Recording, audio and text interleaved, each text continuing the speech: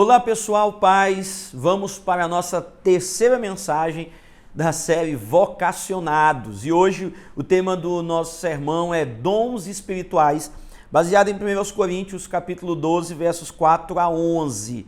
É esse o texto que nós vamos trabalhar nessa nossa mensagem. Nestes versículos, o apóstolo Paulo nos guia em uma jornada para compreender a unidade, a utilidade e a diversidade dos dons espirituais que Deus concede a cada membro do corpo de Cristo. O que nós podemos perceber nesse texto a respeito dos dons espirituais? Bom, em primeiro lugar, nós percebemos que os dons espirituais têm unidade. Os dons têm unidade. Observa comigo os versos 4 a 6. Ora, há diversidade de dons, mas o Espírito é o mesmo. Perceba isso. Você vai perceber a trindade aqui nesse texto. Há diversidade de dons, mas o Espírito é o mesmo. Há diversidade de ministérios, mas o Senhor é o mesmo. E há diversidade de operações, mas é o mesmo Deus que opera tudo em todos. Então você percebe no versículo 4 o Espírito, no versículo 5 o Filho, que é o Senhor, e no versículo 6 o Pai, Deus. Então você tem Pai, Filho e Espírito Santo, a Santa Trindade, a Santíssima Trindade, envolvido aqui nos dons. É Deus que entrega e esses dons demonstram unidade. Dom não é para dividir, dom não é para separar. Os dons são dados por Deus para que nós possamos representar a unidade. Isso nos leva a compreender que, embora possamos ter dons diferentes, todos fazemos parte do mesmo corpo de Cristo. Os dons são diferentes, as manifestações espirituais são diferentes, mas nós fazemos parte do mesmo corpo. E é bom que haja essa diversidade de dons, porque isso também, numa dinâmica assim mais prática, nos faz entender que eu preciso do meu irmão e o meu irmão precisa de mim. Não é uma pessoa com muitos dons, são várias pessoas com dons diferentes que precisam caminhar juntas em unidade. Então, esse é o primeiro ponto aqui. O dom ou os dons têm unidade. O segundo ponto está no versículo de número 7. Os dons têm utilidade. Olha o que diz o verso 7. Mas a manifestação do Espírito é dada a cada um para o que for útil.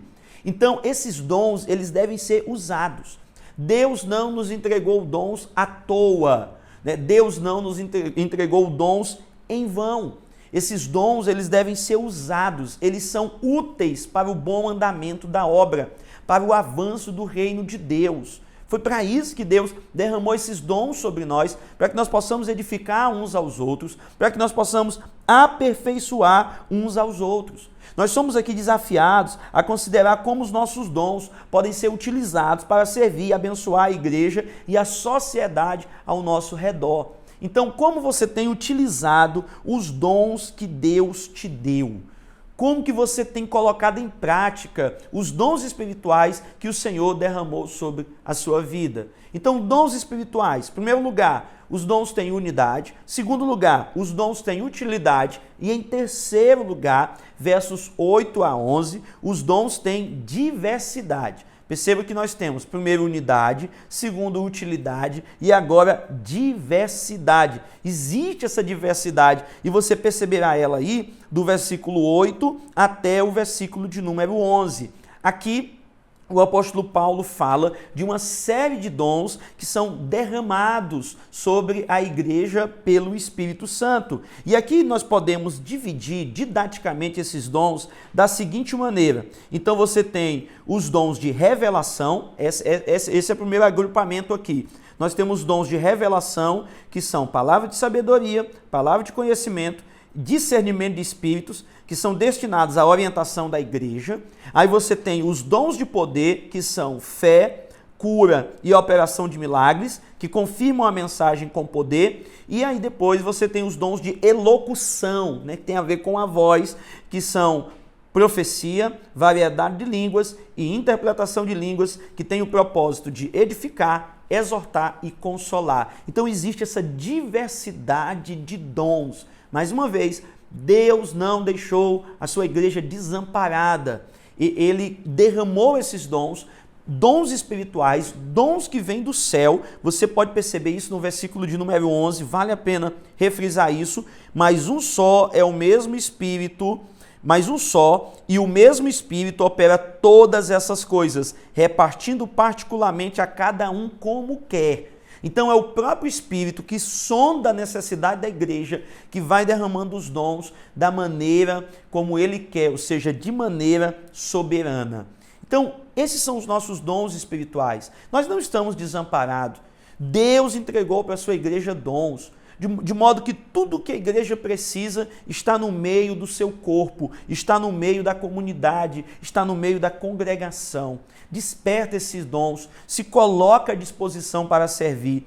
Os dons têm unidade, os dons têm utilidade, os dons têm diversidade. Então nós temos aqui algumas aplicações. Primeiro, autoavaliação dos dons. Dedique um tempo para refletir sobre os dons espirituais que Deus lhe concedeu. Considere como você pode ser útil para edificar a igreja e servir os outros. Faça aí uma autoavaliação dos seus dons. Será que você está servindo da maneira que Deus te chamou? Outra coisa, colaboração, tá bom? E complementaridade. É interessante isso, que há essa diversidade e nós vamos nos complementando uns aos outros, né? Você com o seu dom, eu com o meu, e juntos nós manifestamos a beleza da igreja. E uma outra aplicação é o desenvolvimento e uso prático. Identifique áreas em que você pode desenvolver seus dons e usá-los de maneira prática. Participe ativamente dos ministérios da igreja, buscando maneiras de contribuir para o crescimento espiritual da comunidade. Então, pessoal, essa mensagem ela é muito importante para a sua juventude, tá? Você que é líder, que está olhando para esses sermões, peça a graça de Deus. Você percebeu desde o começo, nosso objetivo não é substituir o seu trabalho.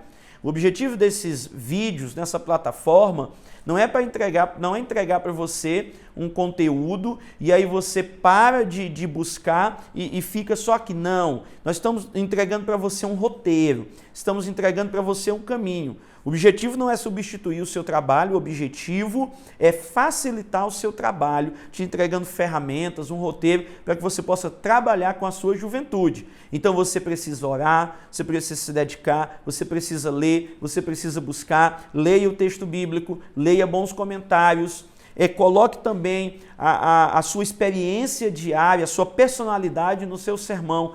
E eu tenho certeza que essa mensagem, como todas as outras que nós vimos até agora, serão mensagens poderosas, não por causa de você, também não por causa de mim, mas porque é a palavra de Deus, e a palavra de Deus não volta vazia, ela sempre faz o que lhe apraz.